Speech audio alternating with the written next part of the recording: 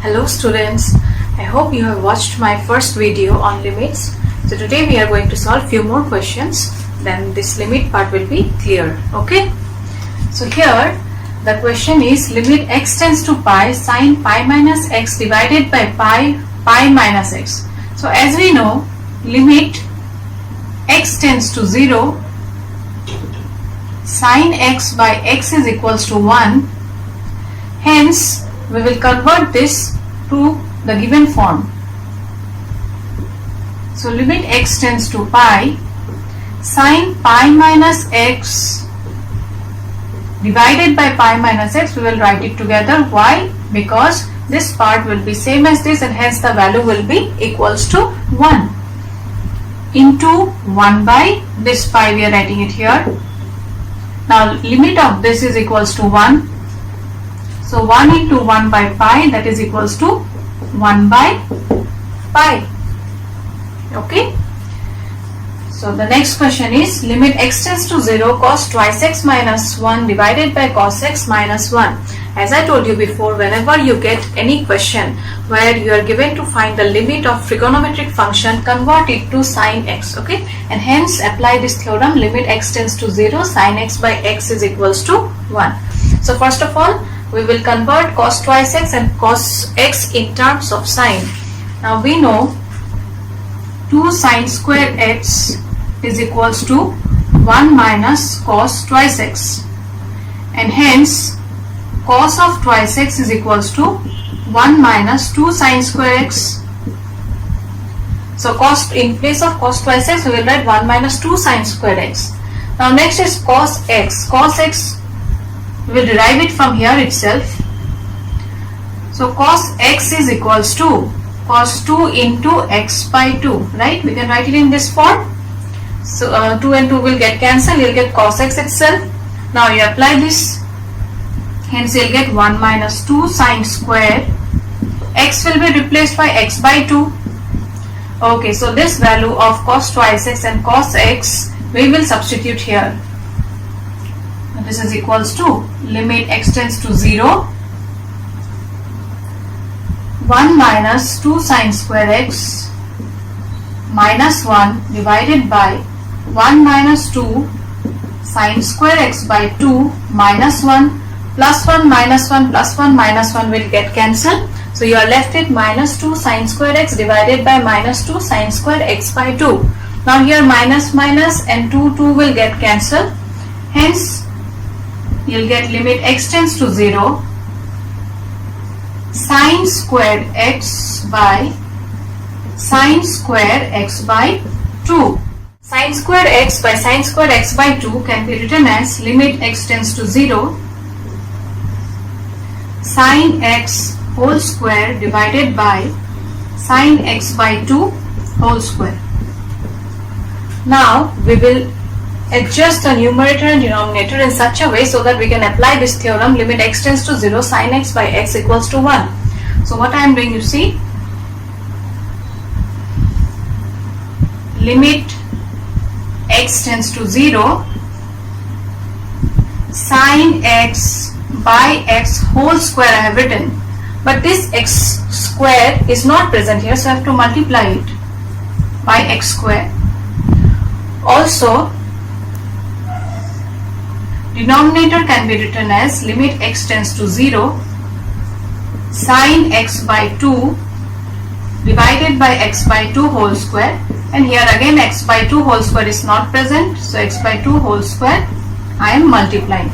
And here you see limit x tends to 0 twice I have written. Why? We have applied the property limit x tends to 0, fx by gx is equals to limit of fx divided by limit of gx. Okay, now here you see one thing, the numerator x square will get cancelled with the denominator x square here. Limit of x sine x by x is equals to 1, and limit of sine x by 2 by x by 2 is also equals to 1, and this x square will get cancelled with this x square. Hence you will get 1 divided by 1 into 1 by 4, which is equals to 4. Now moving on to the next question. It is given limit x tends to 0, ax plus x cos x divided by b sin x. Now here again you see, we will apply this theorem itself. Sin x by x we need, so I'll divide the denominator by x. But if you divide the denominator by x, the numerator must be also divided by x. Then only x and x will get cancelled. You'll get this function. Okay. So we'll divide both numerator and denominator by x first. Hence you will get a plus cos x divided by b sin x by x. I am dividing both numerator and denominator by x. Why? Because if I divide it, then sin x by x will be equals to 1 according to this theorem. Now limit fx by gx is equals to limit of fx divided by limit of gx. Okay, now put x equals to 0 here, so you'll get a plus cos 0 is equals to 1 divided by b into sin x by x is equals to 1, and hence a plus 1 by b is the answer. Okay, now in the next question also you have to arrange it and write in such a way so that you can apply this theorem. So limit x tends to 0, sin ax must be divided by ax so that we can apply this theorem, and since this ax is not present in the question, so we are multiplying, dividing it, plus bx divided by ax plus, here again sin bx, I am dividing it by bx, and since bx is not present in the question, so you have to multiply it also. Now limit fx by gx is equals to limit of fx divided by limit of gx. So limit of x tends to 0, sin ax by ax. Now here you see one thing, in the numerator x can be taken common, in the denominator also x can be taken common, and hence it will get cancelled and you will be left with a plus b divided by limit x tends to 0, a plus sin bx by bx into b. Do you understand how did we get this step? See here, limit fx by gx is equals to limit fx divided by limit gx, that property I have applied, and at the same time in the numerator x can be taken common, in the denominator also x can be taken common, which will get cancelled, and hence you will get this term. Okay, now you apply the theorem. So limit x tends to 0, sin ax by ax is equals to 1, 1 into a is equals to a plus b divided by a plus sin bx by bx is also equals to 1, 1 into b is b, and a by b is equals to 1, and hence 1 is the answer here. Now moving on to the next question, number 22. This is very important. Now here you see how we'll proceed.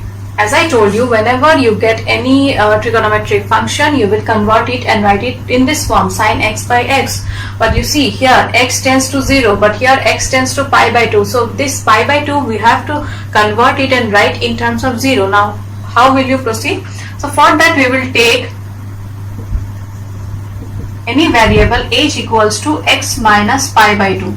Okay, so we are replacing x minus pi by 2 by h, and the corresponding value of x from here will be pi by 2 plus h. Now you see, in this particular question, wherever x is present, we will write in terms of h. So this limit, that is x tends to pi by 2, has to be also written in terms of h. So when x tends to pi by 2, put x equals to pi by 2 here, you will get h equals to 0, and hence h tends to 0. See what I am doing here? Here x tends to pi by 2 is given in the question, but as x will be replaced by h now, so this variable should be h, Okay, so I have substituted x equals to pi by 2 here, and the corresponding value of h will be equals to 0.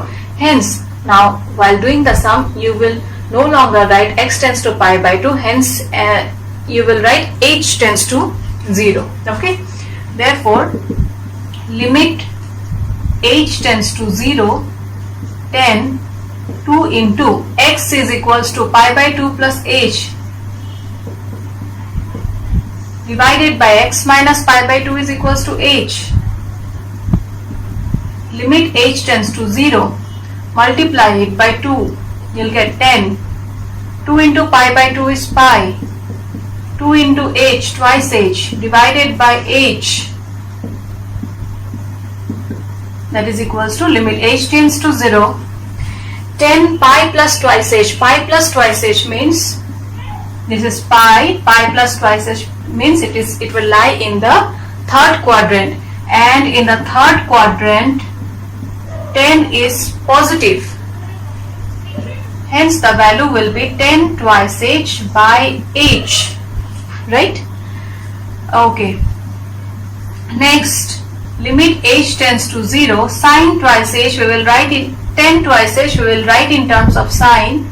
Hence you will get sine twice h divided by cos twice h whole divided by h, which is equals to limit h tends to 0 sine twice h divided by cos twice h into 1 by h. Now we will adjust it and write in such a way so that we can apply this theorem. So limit h tends to 0 sine twice h divided by twice h. See, h is already present here, but this 2 in the denominator is not present, so it has to be multiplied into 1 by cos of twice h. Now sine twice h by twice h is equals to 1. 1 into 2 is equals to 2, and cos 0 is also equals to 1. So the answer will be 2 here. Okay, so let's solve few more questions. In this particular question, for x less than equals to 0, fx value is 2x plus 3, and for x greater than 0, the value of fx is equals to 3x plus 1. Okay, so in such type of questions, when you are given to find the limit of the function, you have to derive the right hand limit and left hand limit separately. Check whether the value of right hand limit and left hand limit is same or not. If both are having common value, then that value will be the limit of the given function. Is it clear? In my previous class, there I have given you one note that if right hand limit is equals to left hand limit, then limit of any function is given by limit x tends to a f of x, well right hand limit is written as limit x tends to a minus f of x, a plus f of x, and left hand limit is given by limit x tends to a minus of f of x. And if the values of both are same, then that will be the limit of the given function. Okay, so till now whichever questions we have done, there one value of function was given. Okay, but here you see for x less than equals to 0, the function is different, and for x greater than 0, the value of the function is different. Okay, hence you have to find right hand limit and left hand limit separately and check whether the values are same for both or not.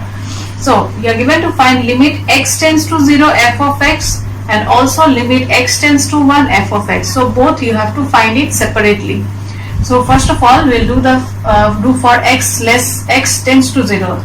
So at x equals to 0, left hand limit is given by limit x tends to 0 minus f of x.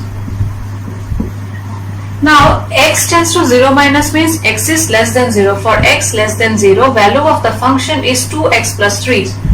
So limit x tends to 0, f of x we will write it as 2x plus 3. Why 2x plus 3? Because x is less than 0, and for x less than 0, value of the function is 2x plus 3. Now substitute x equals to 0 here. So you'll get 2 into 0 plus 3, that is equals to 3. Okay, next find right hand limit. Right hand limit is given by limit x tends to 0 plus f of x. Now for x greater than 0, value of the function is 3 into x plus 1. So limit x tends to 0, 3 into x plus 1 is equals to, put x equals to 0 now, you'll get 0 plus 1, that is equals to 1. 1 into 3 is equals to 3. Now since left hand limit is equals to right hand limit, therefore limit of x tends to 0, f of x is equals to 3. Okay, I think it's clear now how to find out the limit of any function where conditions are given. Okay, now let's find the next part. Here you have to do it in the same way, only difference is here value of x is equals to 1. So let's find out left hand limit first. So limit x tends to 1 minus f of x. Okay, now if x is less than 1, then what will be the value of the function? X less than 1 means what? It will be greater than 0. See, in the number line, for x greater than 0, the value of the function is 3 into x plus 1. And for x less than 0, the value of the function is 2x plus 3. Now your question is for x less than 1. 1 will lie somewhere here. So for x less than 1, that means this portion you have to take. And this portion is satisfied by which function? That is 3 into x plus 1. And hence we'll write limit x tends to 1, fx is equals to 3 into x plus 1. Okay, your condition is x is less than 1. For x less than 1 means this portion you cannot take 2x plus 3 because 2x plus 3 is valid for x less than 0, not x less than 1. Okay, now put x equals to 1 here, you'll get 1 plus 1, 2, 2 into 3, that is equals to 6. Next, find right hand limit.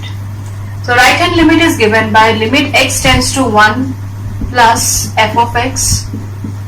Okay, so for x greater than 1, which function we will consider? We will consider 3x plus 1 itself because for x greater than 1 is satisfied by this function that is greater than 0, right? X greater than 1 means this portion, this is satisfied by x greater than 0 itself. So limit x tends to 1, f of x will be equals to 3 into x plus 1. Put x equals to 1 here, you'll get 1 plus 1, 2, 2 into 3, 6. Now here again, since left hand limit is equals to right hand limit, therefore limit of fx when x tends to 1 is equals to 6. So the next question is, you are given to find limit x tends to 0 f of x such that f of x is defined by modulus of x by x for x not equals to 0 and 0 for x equals to 0. Now while doing relation and functions, I think you have come across modulus function, so you have to apply the value of modulus function here. Okay, now what is modulus function? We will recall it first. Modulus function is given by this, which is equals to x for x greater than equals to 0 and minus x when x is less than 0. Okay, so this thing you have to apply while solving the sum. Okay, now limit x tends to 0, fx you are given to find, and since conditions are given, so you have to find right hand limit and left hand limit.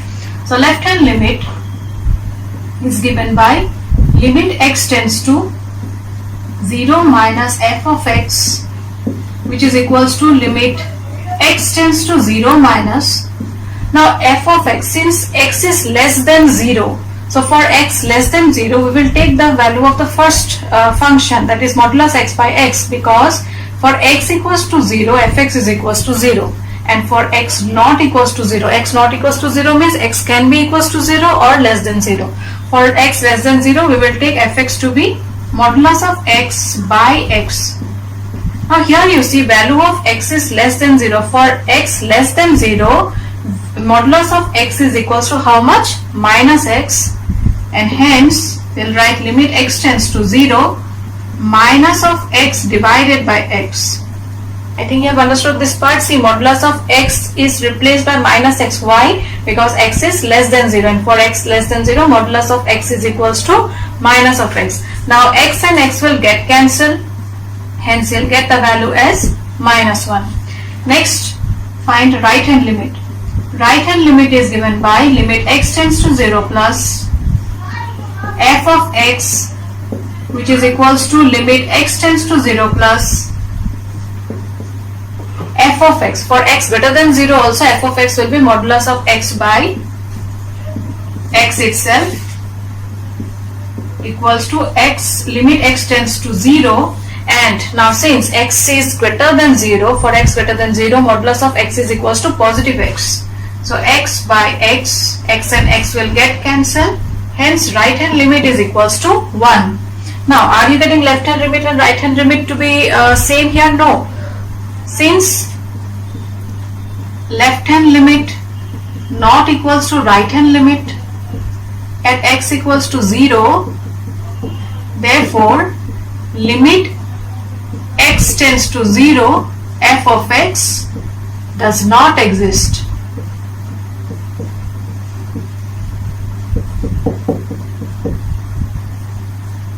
Okay. Now the next question is limit x tends to 5 f of x. Here again fx is given by modulus of x.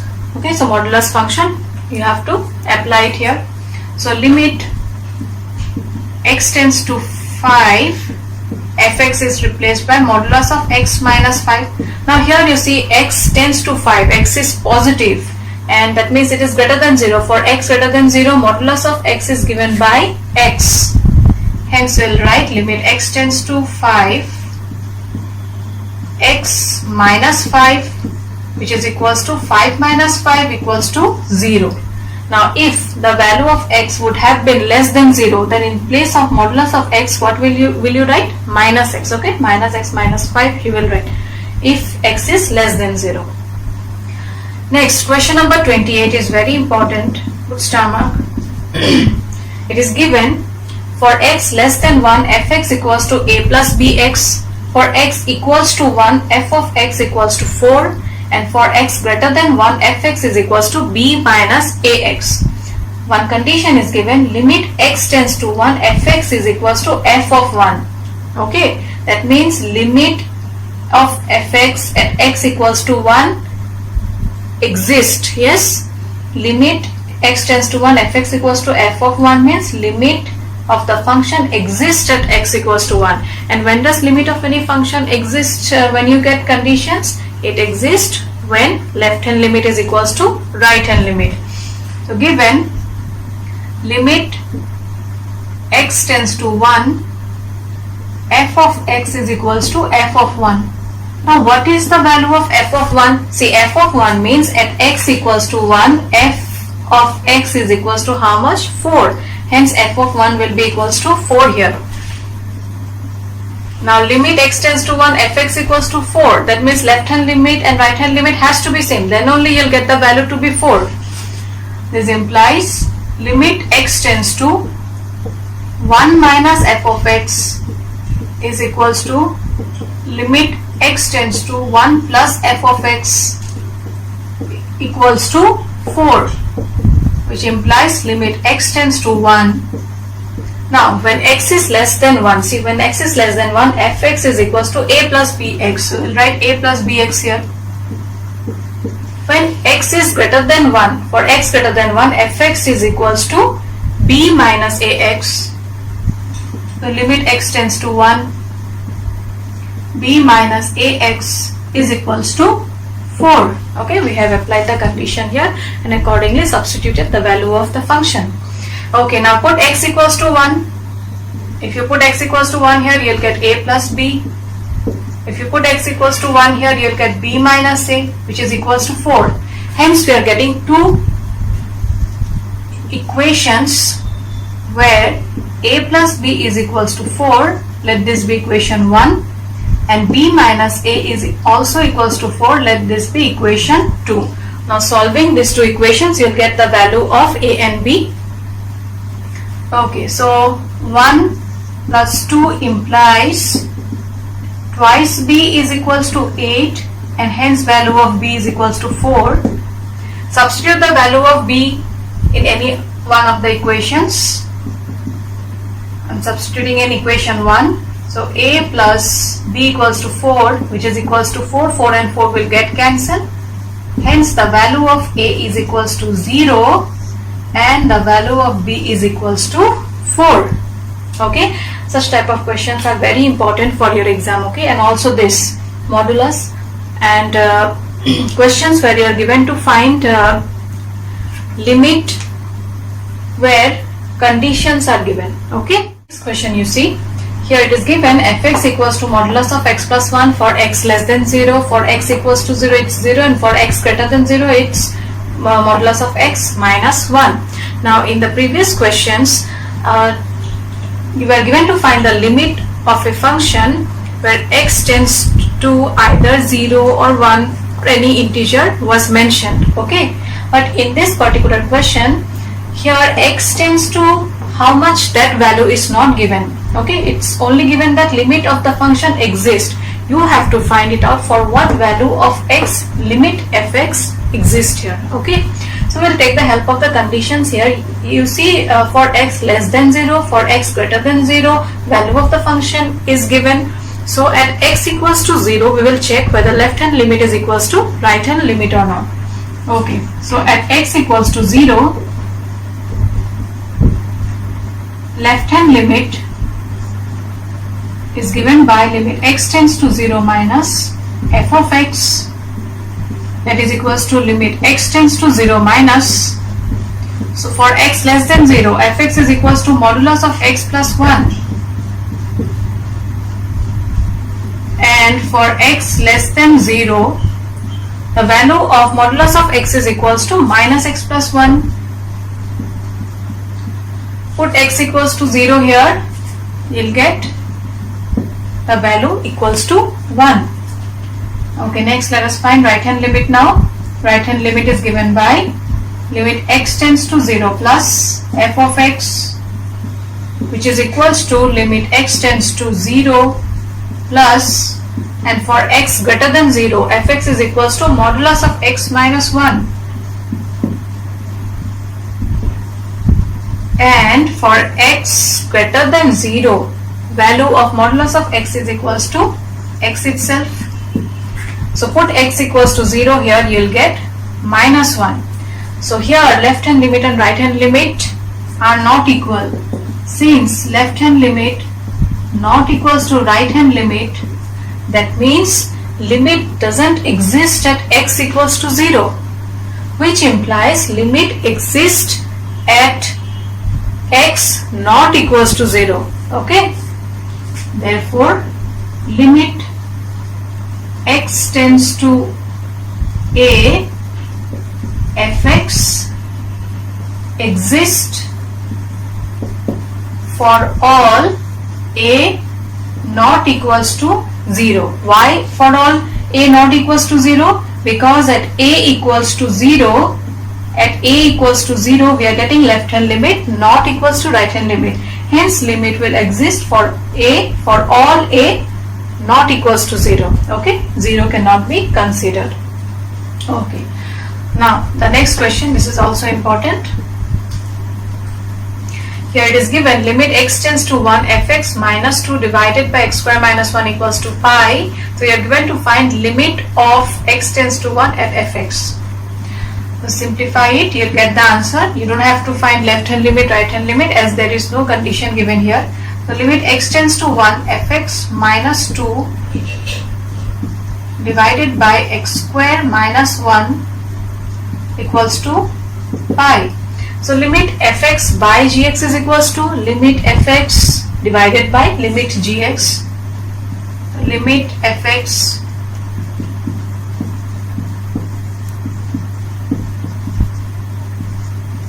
by limit gx. Okay, now cross multiply it. So you'll get limit x tends to 1, f of x minus 2 is equals to pi into limit x tends to 1, x square minus 1, which implies limit x tends to 1, f of x minus 2 is equals to pi into, put x equals to 1 here, 1 square minus 1 is equals to 0, that means pi into 0, which is equals to 0, and hence limit x tends to 1, f of x will be equals to minus 2, shift it to the right hand side, you will get the value of limit of f of x at x tends to 1. And the last question of this exercise is also very important. Put star mark. So your question is fx equals to mx square plus n for x less than 0. For x lying between 0 and 1, its value is nx plus m, and for x greater than 1, fx value is nx cube plus m. So for what integers m and n? You see m and n is written here now. So what values of m and n will you take such that limit fx exists at x equals to 0 and limit fx exists at x equals to 1? Did you understand the question? If limit of fx at x equals to 0 exists, then what will be the condition of m and n? You have to find it out. And if limit exists at x equals to 1, then what will be the values of m and n? The condition you have to find it out. Okay. So we'll find out the condition at x equals to 0 first. So at x equals to 0, if limit x tends to 0, f of x exists, then left hand limit will be equals to right hand limit. Left hand limit is given by limit x tends to 0 minus f of x, that is equals to limit x tends to 0 plus f of x, which implies limit x tends to 0. Now for x less than 0, fx is equals to mx square plus n. Mx square plus n equals to limit x tends to 0, and for x greater than 0, fx is equals to nx plus m. Okay, now put x equals to 0 in both left hand side and right hand side. So you'll get n equals to m. If limit fx exists at x equals to 0, then the condition for m and n is n should be equals to m. Okay, so at the end you will write that limit fx at x tends to 0 exists if n is equals to m. Okay, now we'll do the second part. At x equals to 1, if limit x tends to 1, f of x exists, then left hand limit is equals to right hand limit, which implies limit x tends to 1 minus f of x equals to limit x tends to 1 plus f of x, which implies limit x tends to 1. Now for x less than 1, what is the condition value of fx here? For x less than 1, fx is equals to nx plus m. Nx plus m.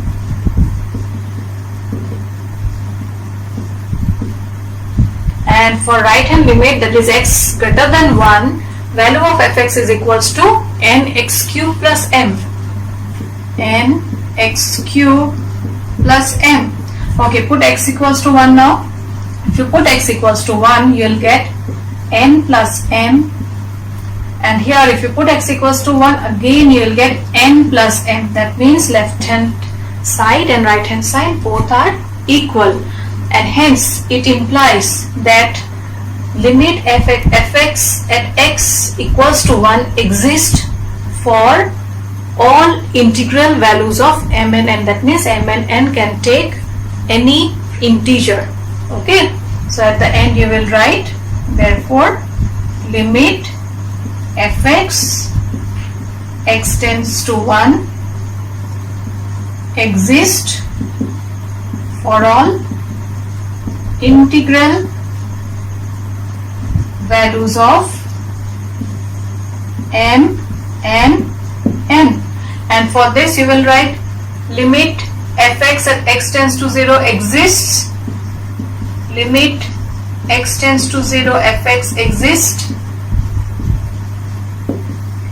if n equals to m.